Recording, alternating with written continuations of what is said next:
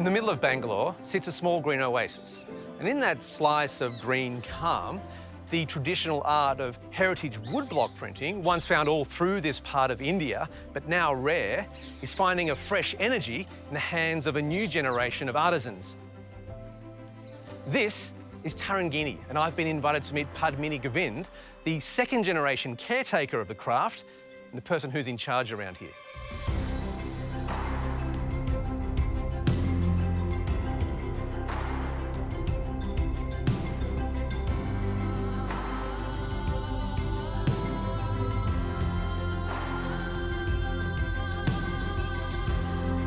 It's really a matter of helping people understand this craft, helping people understand the flexibility of the craft and how it can continue to survive in a very digital age.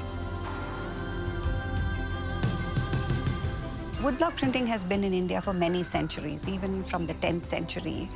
And I think it was popular in many countries along the Indo-China belt.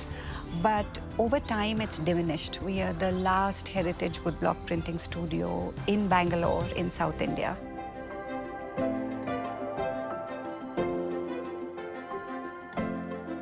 There are people who carve the wood, and that in itself is a separate art and skill.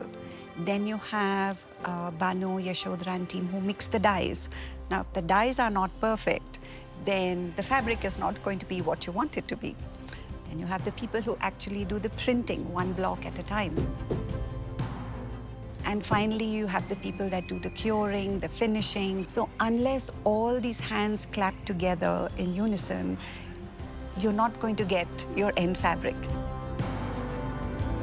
Here, it's very evident, it's very transparent, and most importantly, we have a very happy group of artisans. So the end product is made with lots of love.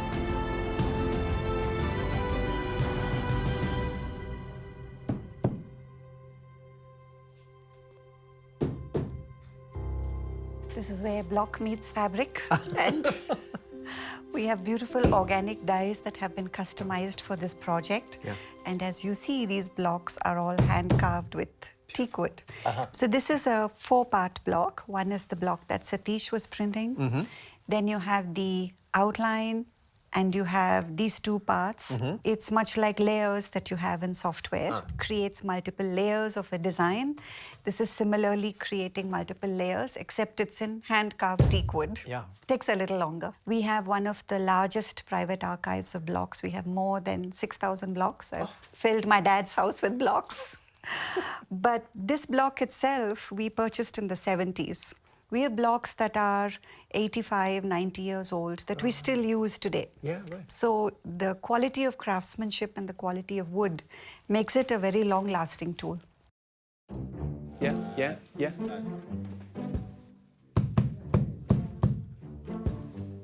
So this one is here. Like this. Yeah. This one here. There. Yeah.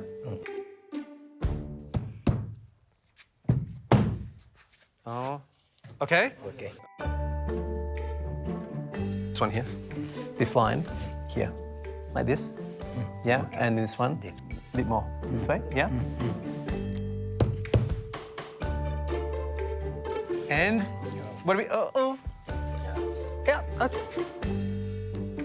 After a couple of goes, I thought I was starting to get the hang of it. But I was quickly banned from the block, and it was confiscated from me immediately.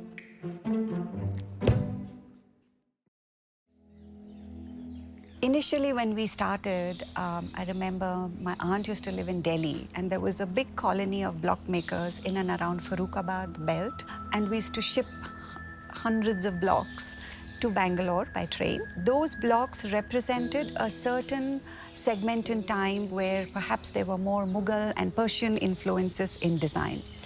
But over the course of many decades, we've added abstract blocks, we've added more South Indian flavor to our designs, and all of these designs have a lot of meaning. You know, most handcraft, whether it is weaving or batik or kalamkari, there are many handcraft forms and textiles that exist all around India.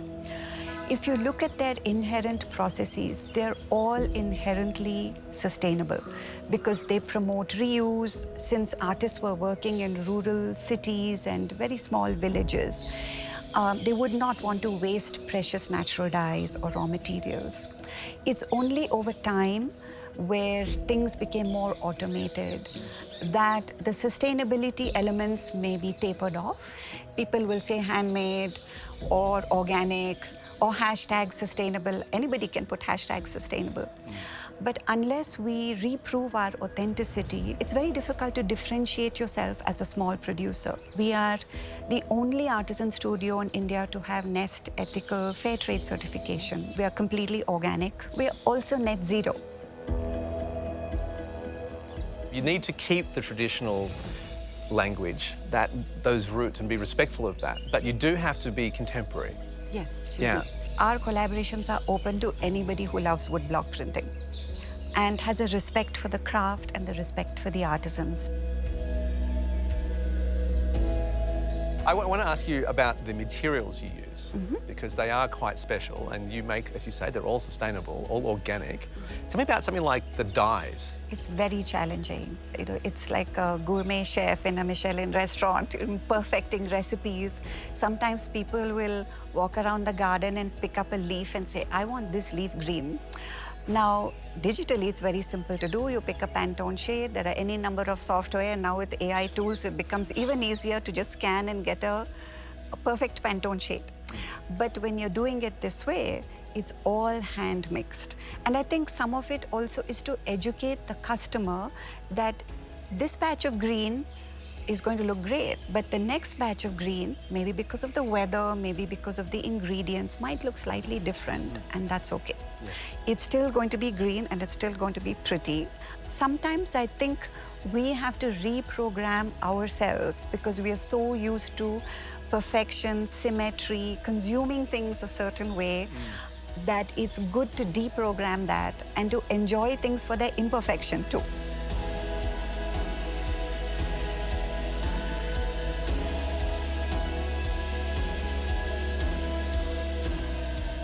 There are only 3 woodblock carvers left in Bangalore. Even the master printers, maybe there are a dozen or 15 master printers left in the city. So the idea is to propagate the skill to the next generation and to keep it alive.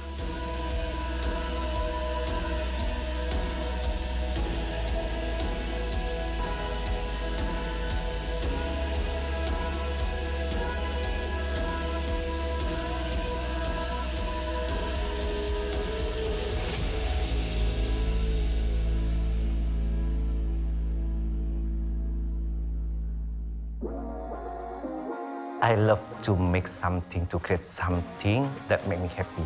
I love to learn and start from zero and the step from making until finish. I never count about my energy. My energy is my love.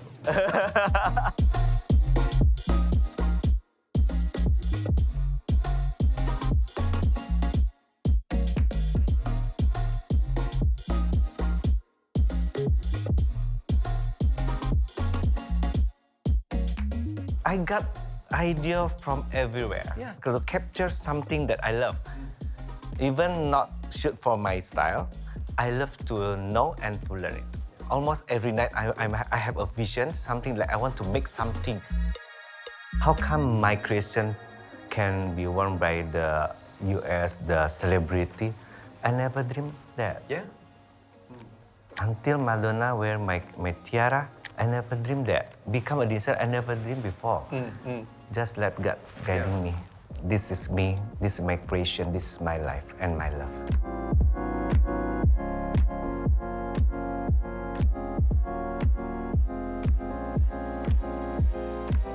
You've worked for some amazing artists. I'm thinking theatre, production, music, everything. Madonna. Who else have you worked with? Katy Perry, Rihanna, Ariana Grande, Nicki Minaj, a lot. Yes.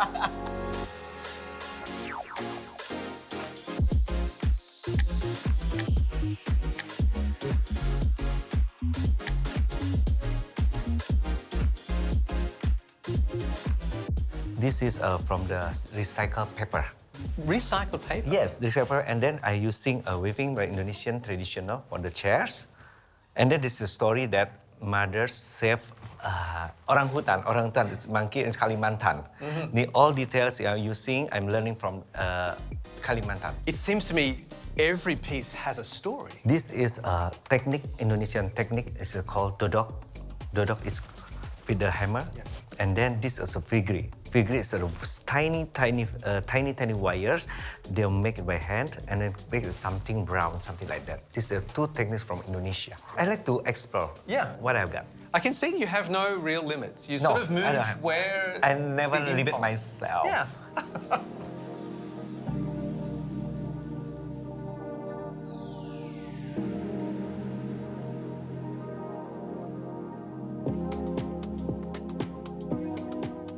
Where did all of this come from? My brother is making like electronic.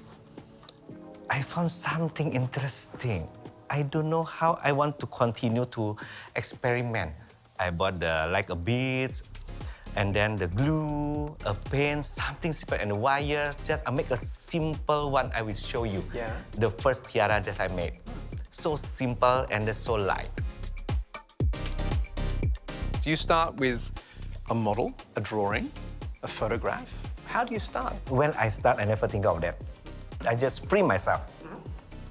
Sometimes my drawing, that's become from that. Sometimes I find something like interesting, like a material, something interesting, I come from there. Don't have a rule for creative. No rules. No rules. It's whatever you just free feel. yourself. Experiment. You lost the material, something fell right, and then the time. Yeah. But I feel okay.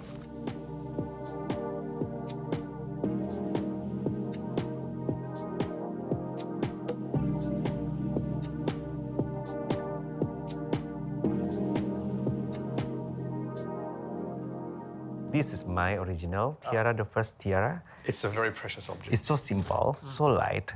And then this is made from the acrylic and the wire and glue and crystal and then a bit. You want to hold it? Oh, I would love to.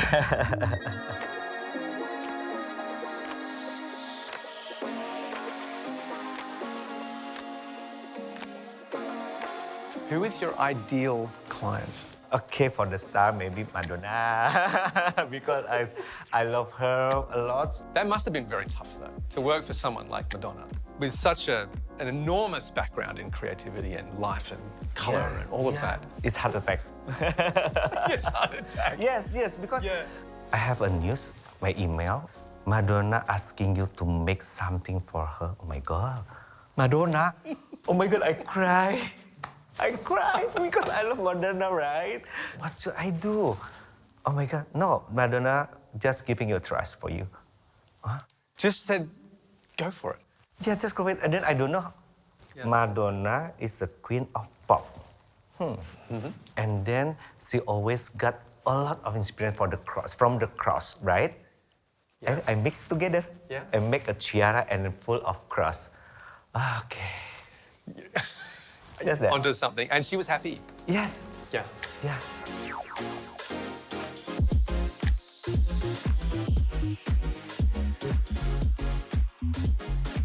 Something like this is Indonesian kebaya. I imagine make a kebaya from the metal. From metal? Yes, metal. Can I then touch? the crystal, please. It's okay. These are brooches. This is a combination of, looks like textiles, weaving, embroidery, but in metals. Yes. With the jewellery and the jewels. This is drawing on traditional Indonesian, but then I can see you starting. This is a little bit, I'm going to say, I see 1920s in here a little bit. Yeah. Yes. And then this is it's called like sinar is a sign. Yeah. Like a bright sign from the sun, right? Yes. Yes. Yeah. Something like the feathers. I love feather because it's combined from masculine and feminine. Join together can fly.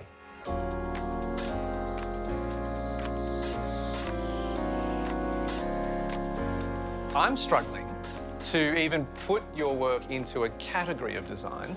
There's so much breadth here. What I thought would start as headdress and traditional and contemporary is also costume, full costume, like accessories, Yeah.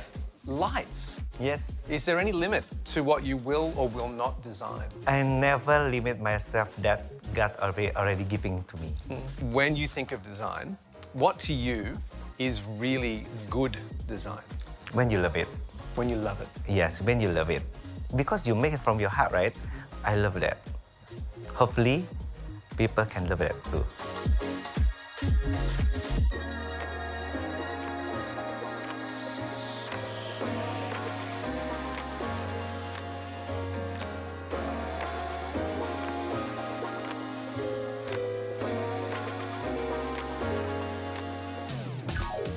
I believe everyone have their own style.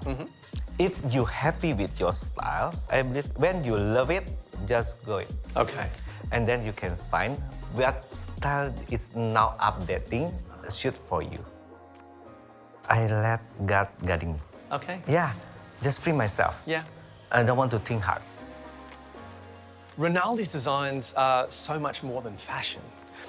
Each unique piece blends tradition and innovation to tell a story of a client, of a culture, of a special moment in time, while embodying the immense creativity and dedication and the heart that Rinaldi brings to all of his work. While he continues to challenge us about where to look to find good design, we're reminded that true artistry has no limits, except maybe the size of your suitcase.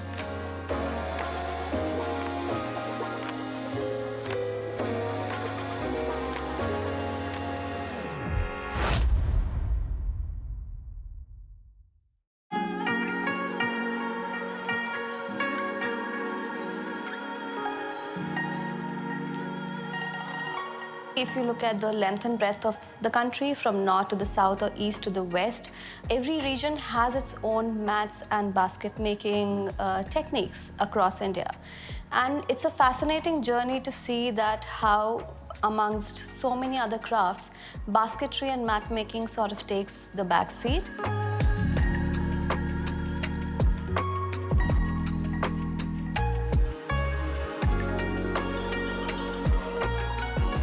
Wicker Story is an inspiring project that brings technology and Indian craft together in unexpectedly beautiful ways. Architect Priyanka Narula is leading the way in reimagining how traditional materials can be used in modern design while honouring India's rich cultural heritage.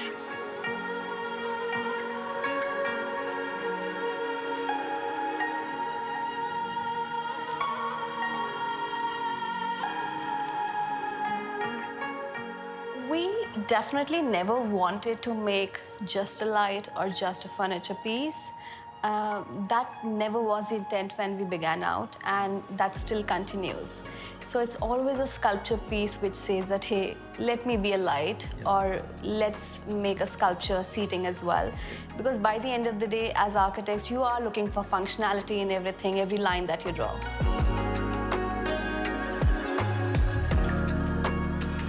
Priyanka, tell me about your inspiration for PreLab Design Studio and then the Wicker Story Project. Where did all this come from?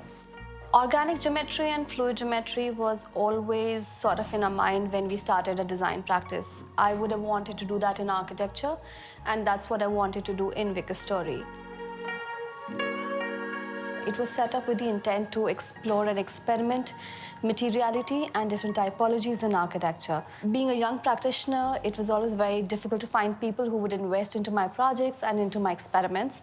And that's when I decided to do my own experiments into 3D printing, into sensor-driven designs. We would create our own prototypes and build our little modules and installations. The sculptural design ambition that you have here is asking a lot out of any material. Yes. But it seems you found a sweet spot with this particular traditional material. We definitely need to adapt ourselves, our design ideologies, and plus to the requirements of the market. But at the same time, the skill from the past, it can't be lost. It needs to adapt and evolve, and there is a lot on the table to offer. The craft has been undermined for a very, very long time. Our work was quite undermined in the beginning, but the more we work with it, the more beautiful shapes and forms and designs we work with it, I think we are finding our value and place in the market.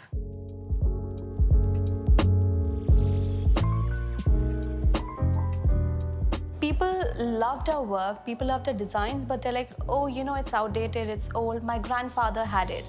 So nobody... Really? They were saying wicker was too old-fashioned? It's too old-fashioned, and this I'm talking about just 5 years back. So for it to suddenly become fashionable and people wanting it in their modern, contemporary, large-scale, expensive homes, for me, that is a big win.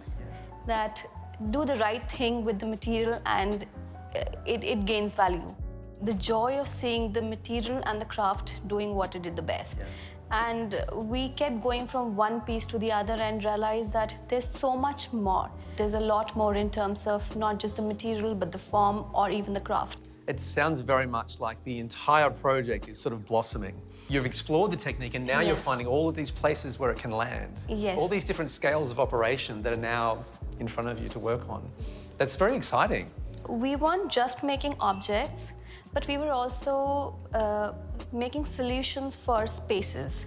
And that architecture studio sort of pivoted into a design studio for product design. And over time, I think in India especially, the market has changed a lot and people really value handcrafted objects and everybody wants it in their spaces now. It's a lot of responsibility.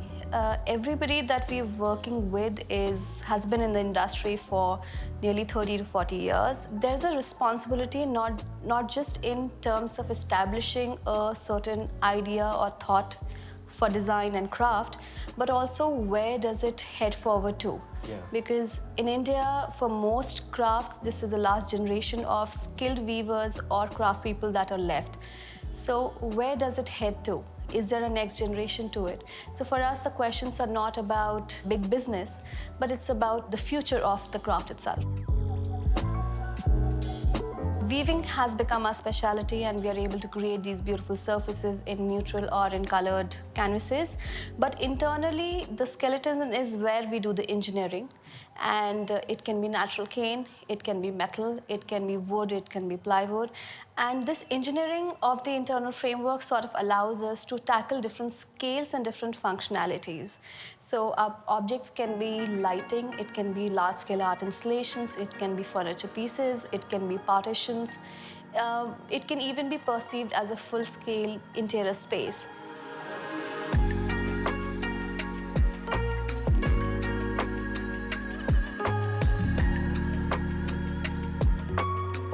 I'm fascinated by the combination of high-tech digital parametric design operations meeting a very traditional material. How do you bring those two together in your design mind? Every good design sort of is out there on the drawing board.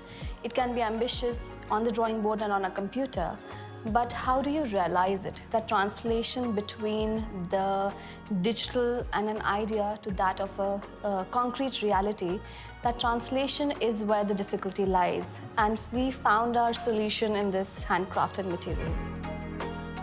I decided to go high-tech in terms of the design complexity, but low-tech in terms of the manufacturing process of it. That was Wicker Story, and we realized that it got all the love in the market and it kind of grew from there. What's the most interesting thing that Wicker has taught you? Stay humble to the material. Perfect. The material tells you where to go. People ask us, how did I come up with something? And I'm like, the material told us that. To hold it, to understand how the skill moves along a material and how it modulates and changes and shape shifts. I think there's a story to be learned here. When you step back from all of this as a designer and you think about what makes good design, what is good design to you? That's a difficult question. It's a question that I've been asking myself for the past 5 years. Good design is functionality, but at the same time, how do you appreciate the materials to the details that make up that particular design? And good design is meant to last. It's meant to make an impression in the industry and on the user that's meant to last. It's still my dream to hand weave a building. I want to circle back to architecture and do like a full massive facade. Oh, that sounds amazing. Yes.